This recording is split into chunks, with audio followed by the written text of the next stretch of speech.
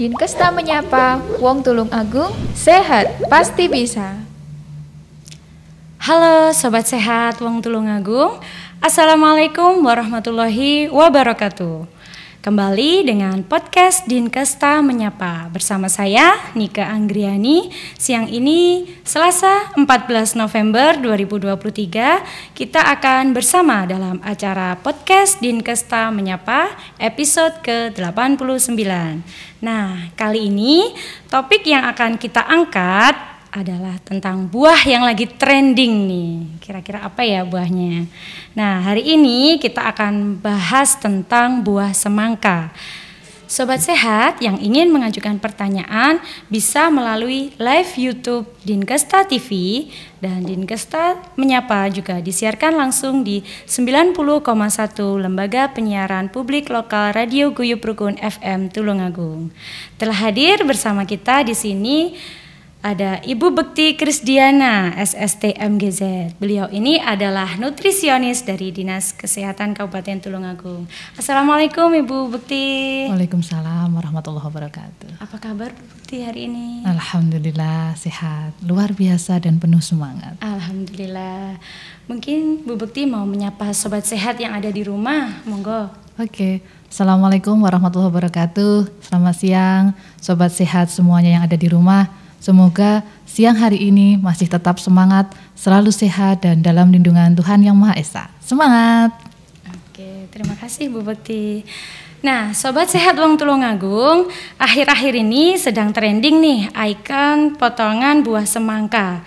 Namun hari ini kita akan mengupas sisi lain tentang semangka dalam dunia kesehatan. Konsumsi buah semangka juga merupakan salah satu implementasi germas dalam kehidupan sehari-hari. Ngobrolin semangka nih, semangka ini ternyata memiliki banyak variasi dan bentuk. Kira-kira bagaimana kandungan gizi dalam buah semangka? Selanjutnya, mari kita obrolkan bersama narasumber nutrisionis kita, Ibu Bekti. Baik, langsung saja ya Ibu Bekti, untuk kandungan dari buah semangka. Mungkin kandungan gizinya bisa dijelaskan oleh Ibu Bekti. Oke, kandungan gizinya buah semangka ya Mbak. Ya, seperti yang kita tahu bersama kan bahwa semangka itu adalah buah yang manis, kemudian menyegarkan gitu ya. Ternyata selain manis dan menyegarkan, buah semangka itu juga mengandung berbagai macam zat gizi. Di antaranya di dalam buah semangka itu dia ada karbohidrat. Karbohidratnya cukup rendah, dia ada sekitar 9,3 gram per 100 gramnya. Dan karena dia menyegarkan tadi, otomatis buah semangka ini memang per 100 gramnya mengandung air sebanyak kurang lebih 91%. Kemudian ada proteinnya juga, itu 0,72 gram. Dan di dalam buah semangka itu juga ada vitamin C-nya, ada vitamin B-nya, dan juga ada yang namanya gula. Tapi di buah semangka ini gulanya adalah gula alami atau fruktosa. Ya, gula alami pada buah-buahan itu berkisar antara 8,4 gram. Selain itu semangka juga ada kandungan seratnya walaupun tidak cukup tinggi ya. Itu ada seratnya sekitar 0,5 gram. Nah, karena semangka ini kandungan kalorinya cukup rendah, maka konsumsi semangka otomatis bisa bermanfaat juga untuk mereka yang sedang diet gitu. Lalu apakah semangka ini mengandung antioksidan juga? Iya, banyak sekali kandungan antioksidan di dalam semangka. Itu. Apa aja Bu Bekti mungkin bisa disebutkan? Iya, kalau di dalam semangka itu ada antioksidan, ada likopen, kemudian juga ada beta karotin itu. Likopen itu sejenis apa ya Bu Bekti? Iya. Mungkin bisa dijelaskan? Oke, jadi semangka itu kan ada yang merah juga ada yang kuning ya Mbak ya. Oh iya, ada jenis-jenisnya yang merah, ada yang kuning, kemudian ada yang berbiji, ada yang non biji juga. Bentuknya ada yang panjang, ada yang lonjong, ada yang lonjong sama panjang sama ya, ada yang bulat mungkin gitu ya. Yang dimaksud panjang itu kan kayak yang semangka kuning gitu ya bentuknya. Iya, ya ada yang itu. Dan likopen ini sama beta karotin tadi itu ada di dalam buah semangka. Nah, yang membedakannya likopen itu sebenarnya adalah zat warna. Nah, zat warna tapi zat warna yang alami yang dikandung oleh semangka yang berwarna merah itu.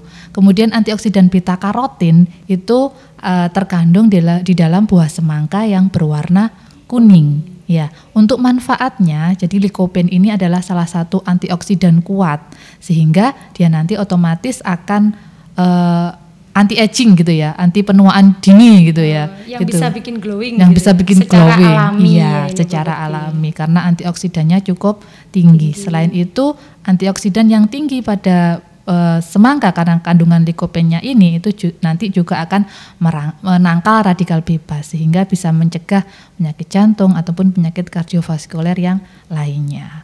Sementara itu tadi satunya beta karotin ya. Beta karotin pada semangka yang berwarna kuning itu sama halnya dengan beta karotin yang ada pada wortel. Nah, beta karotin ini apa? Beta karotin ini adalah bahannya vitamin A. Nanti ketika bertemu dengan lemak, beta karotin ini akan menjadi vitamin A sehingga manfaat vitamin A seperti untuk kesehatan mata, untuk imunitas atau kekebalan tubuh itu juga bisa diperoleh dari buah semangka khususnya yang berwarna kuning seperti itu. Iya. Jadi kandungan gizinya ini hampir sama lah Bu Bekti. Kalau misalkan mau ada orang yang mau diet gitu misalkan, itu pilih yang merah atau kuning itu berarti sama aja. Iya. Kalau kandungan gizi secara kalori, energinya, kemudian karbohidratnya, proteinnya itu hampir sama antara yang tidak jauh berbeda antara yang merah dan kuning. Tapi yang cukup membedakan tadi likopen dan beta karotinnya itu sama-sama bermanfaat semuanya. Tinggal kita mau pilih yang mana, mau ambil likopennya atau mau ambil beta karotinnya atau mau ambil dua-duanya itu. Oke.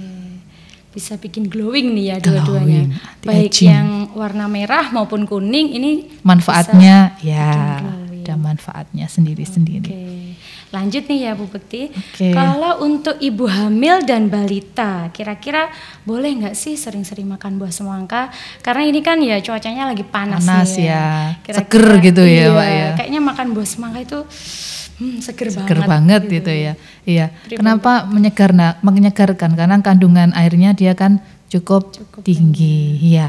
Terus kalau kemudian kita lihat dari kandungan gizi yang ada pada buah semangka, pada prinsipnya semua golongan usia itu boleh mengkonsumsi buah semangka. Tetapi yang perlu diperhatikan adalah porsinya.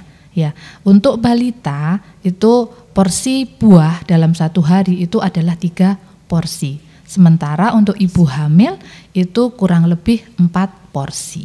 Itu. 1 porsi itu kira-kira seberapa ya Bu Bekti? Mungkin potongannya segini mungkin ya Bu Bekti? Iya, jadi kalau buah semangka porsinya itu 1 porsi kurang lebih 180 gram atau kurang lebih sekian ini. Jadi untuk balita itu nanti 1 hari misal mau makan buahnya, makan semangka terus gitu ya, itu ya 1 harinya 1, 2, 3. Ya, kalau misalkan nanti ibu hamil nanti 1 harinya berarti kan 1, 2, 3, 4. Tetapi ya yang perlu digarisbawahi bahwa tidak ada satu bahan makanan pun yang kandungan gizinya sempurna sehingga tetap perlu dibutuhkan diversifikasi atau dibutuhkan konsumsi aneka ragam makanan. Jadi sebaiknya ya tidak dalam 1 hari 3 porsi semangka langsung gitu. Iya, betul sekali. Nanti bisa bolehlah kalau misalkan mau diganti dengan buah yang lainnya. Karena itu tadi tidak ada satu bahan makanan pun yang sempurna. Seperti manusia tidak ada yang sempurna. Oke, selanjutnya nih. Ini konon katanya nih ya Bu Bekti.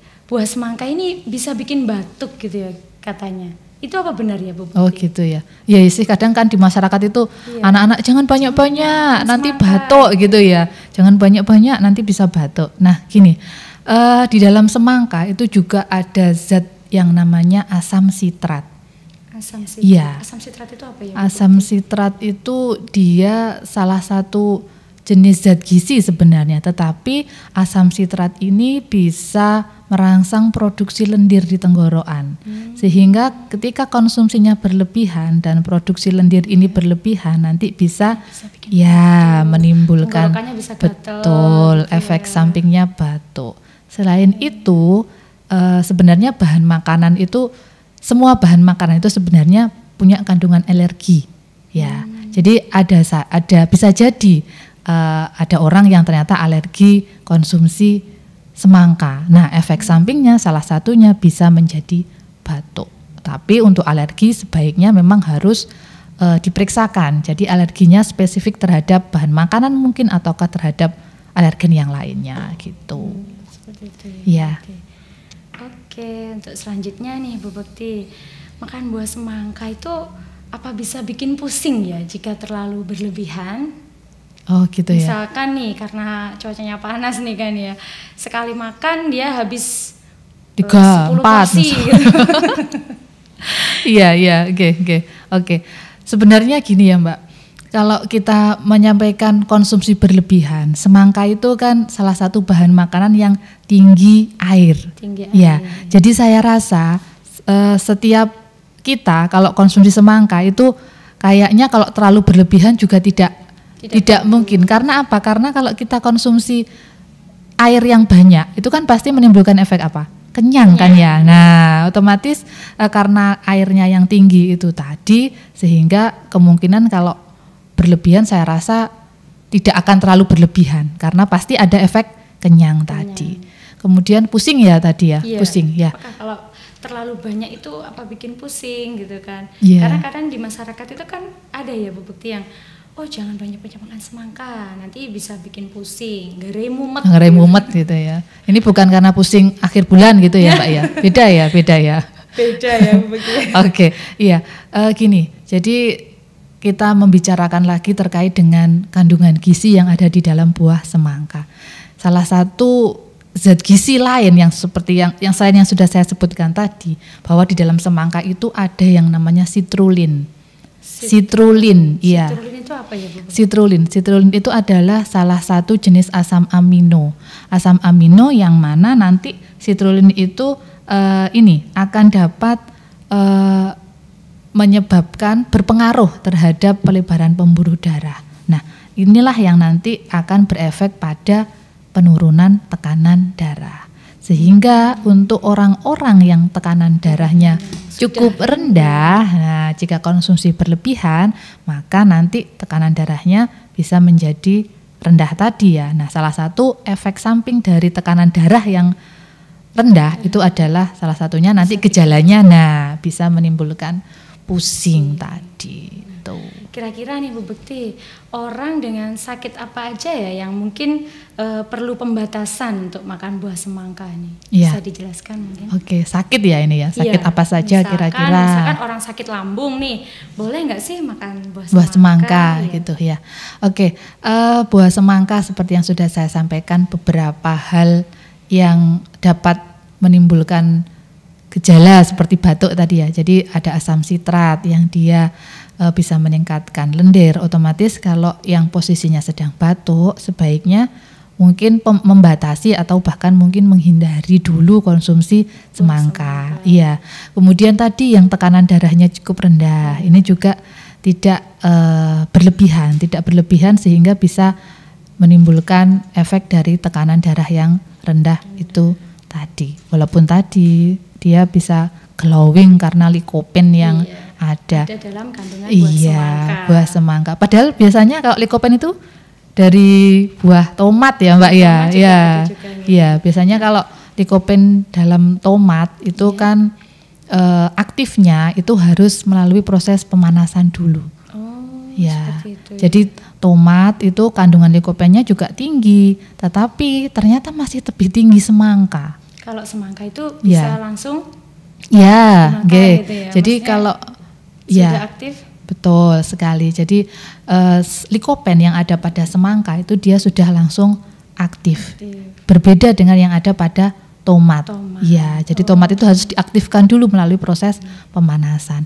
Dan ternyata kandungan likopen yang ada pada semangka itu jauh lebih tinggi dibandingkan pada tomat.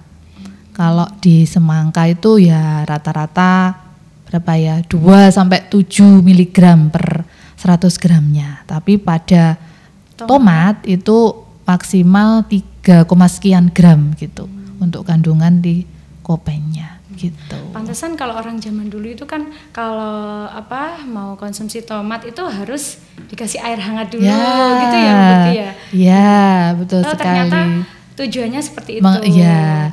Cuma kalau kita menggunakan air panas sebenarnya jika dia terlalu panas pun nanti ada zat gizi yang lainnya yang bisa mengalami penurunan gitu. Gitu ya Mbak ya. Namanya buah itu sedikit ini ya, kadang-kadang kalau dikasih air panas nanti zat gizi yang lainnya dia akan bisa menurun gitu. Nah, lanjutnya nih Bu Bekti. Untuk sekarang kita bahas tentang olahan buah semangka. Nah, sekarang itu kan banyak ya di masyarakat itu buah semangka itu ada yang dibikin jus, ada yang dibikin salad atau sup buah atau apalagi itu yang biasanya dijual di sekolahan itu loh, es kulkul ya. Itu kan kayak buah-buahan yang dicelupin di coklat gitu. Nah itu kalau kayak gitu kan biasanya anak usia sekolah itu kan sering ya konsumsi itu sering. Itu bagaimana dari segi kesehatan Bu Putih? Kalau kita berbicara terkait dengan bagaimana cara konsumsi yang paling tepat gitu ya, itu sebenarnya untuk menghindari atau mengurangi kehilangan zat gizi pada bahan makanan, dalam hal ini kan semangka, itu yang paling bagus dikonsumsi dalam kondisi fresh.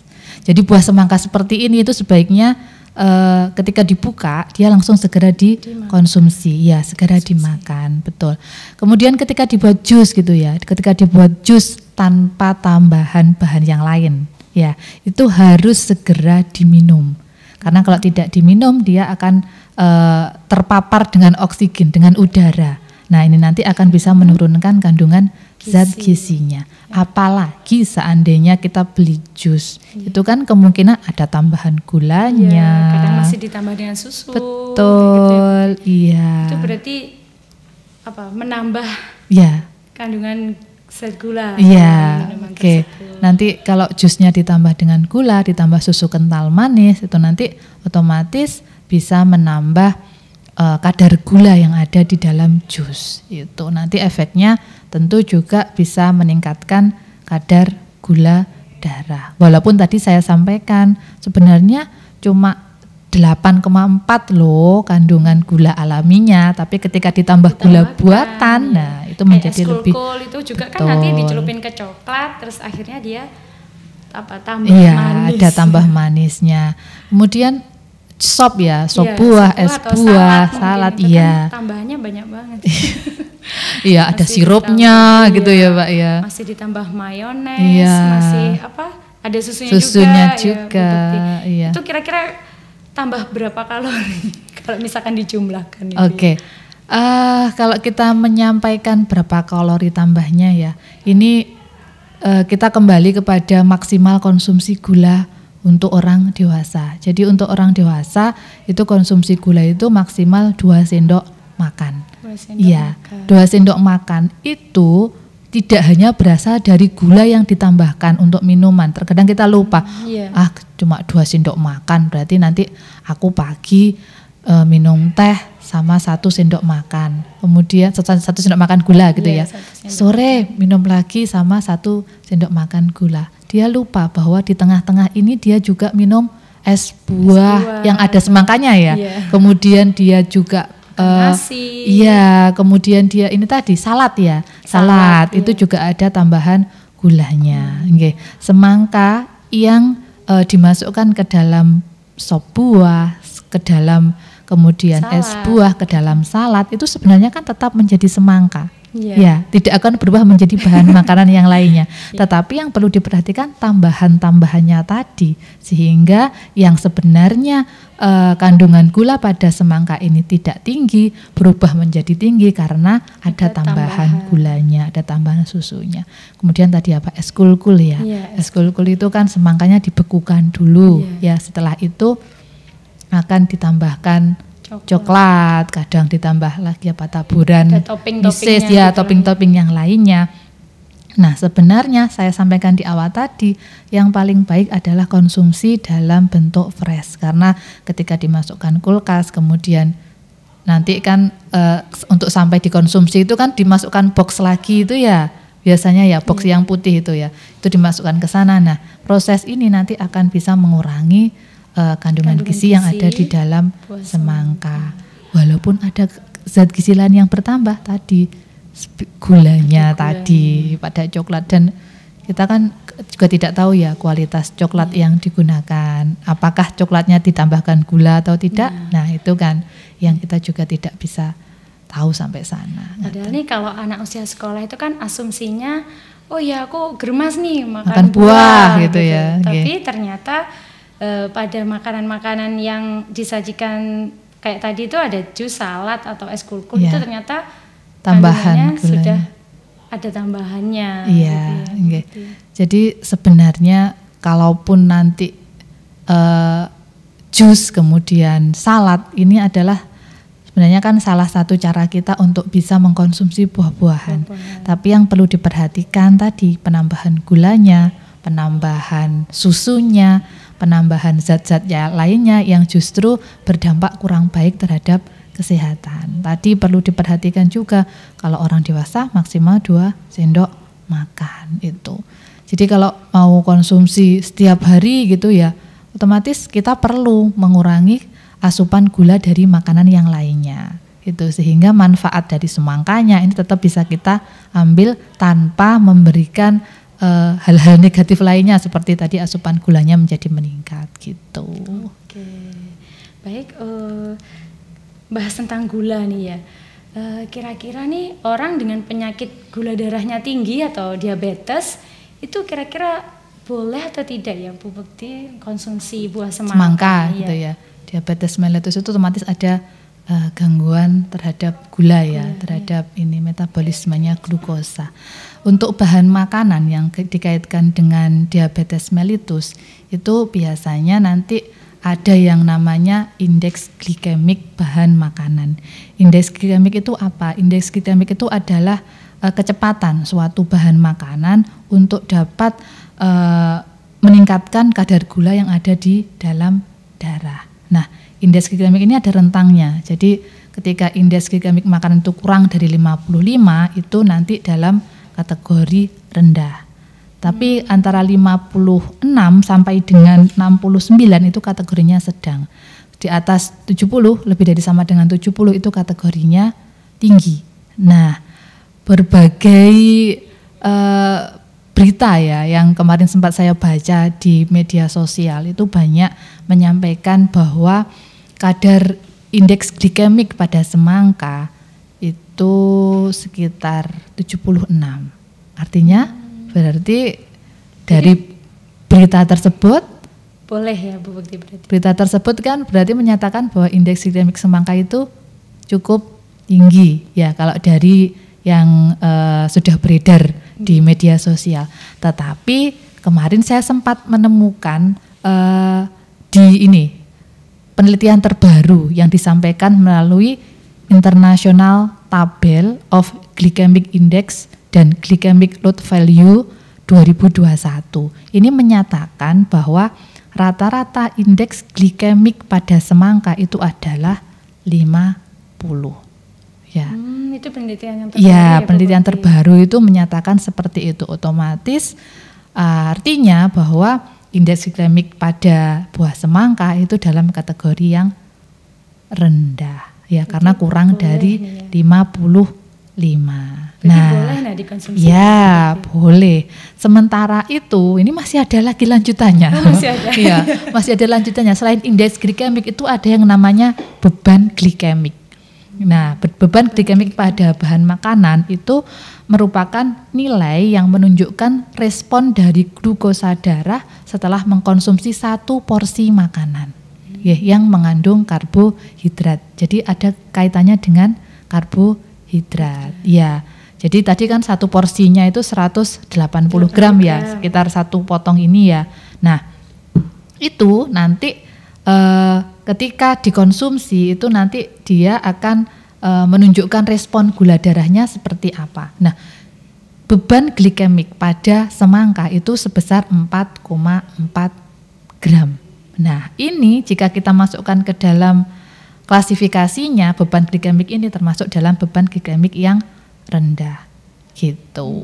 Jadi setiap porsi semangka itu sebenarnya relatif rendah karbohidratnya, karena cuma berapa ya tadi, 9,8 kalau enggak salah ya, 9,3 gram per 100 gramnya.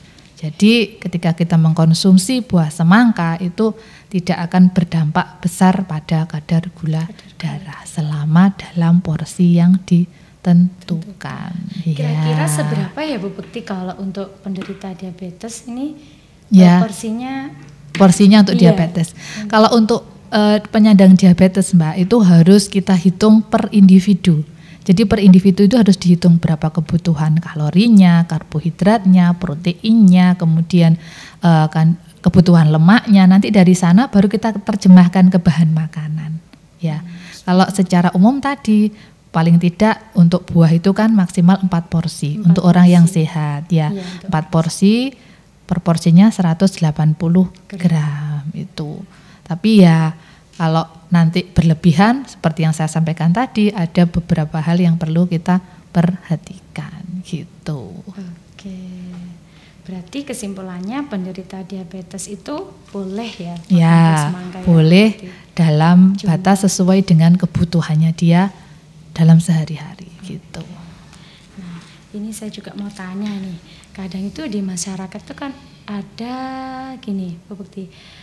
Kalau orang makan semangka itu bisa mengobati darah tinggi. Itu apa benar, Bu Bekti? Oh gitu, ya. Mengobati darah tinggi. Mengobati darah tinggi gitu ya. Oke. Sebenarnya seperti yang saya sampaikan sebelumnya tadi, bahwa di dalam buah semangka itu ada zat yang namanya citrulline. Ya, tadi citrulline yang merupakan salah satu jenis asam amino. Ya, citrulline ini nanti akan dapat memberikan efek terhadap pelebaran pembuluh darah, sehingga dapat membantu mengendalikan tekanan darah. Itu tadi kan efek sampingnya kalau berlebihan, khususnya yang tekanan darah rendah gitu ya, bikin pusing. Dan ternyata citrulline yang ada di dalam semangka ini itu dapat meningkatkan kadar oksida nitrat. Nah, oksida nitrat itu apa? Oksida nitrat itu adalah molekul gas yang menyebabkan otot-otot kecil di sekitar pembuluh darah menjadi rileks dan melebar, dan hal inilah yang dapat membantu mengontrol tekanan darah atau menurunkan tekanan darah. Iya. Berarti dapat membantu menurunkan ya, Bu Bekti ya, bukan mengobati. Bukan mengobati. Tapi bisa membantu menurunkan tekanan darah pada penderita tekanan darah tinggi.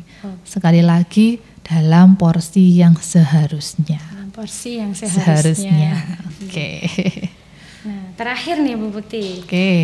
Gimana sih tips dan triks memilih buah semangka gitu ya? Kadang nih kalau saya ke pasar atau ke penjual buah itu sering banget nih beli semangka ternyata nggak pas nih. Kadang mungkin rasanya kurang manis atau ternyata warnanya itu masih agak putih gitu, kurang merah gitu ya? Kurang merah.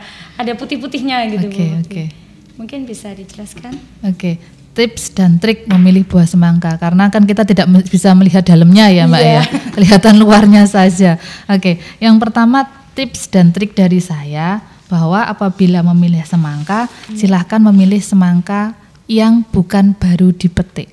Ditandai dengan apa? Ditandai dengan tangkainya yang kering. Biasanya semangka kan masih ada tersisa tangkainya gitu ya. Iya, itu dipilih tangkainya yang kering. Iya, betul sekali. Berarti kalau masih belum kering itu berarti biasanya baru dipetik. Iya, pilih yang itu tangkainya sudah mengering. Ya, kemudian kan biasanya di semangka itu ada yang bercak warna kekuningannya itu bercak yang berwarna kuning yang di kulitnya itu silakan dipilih yang bercak kuningnya lebih lebar dan warnanya lebih pekat.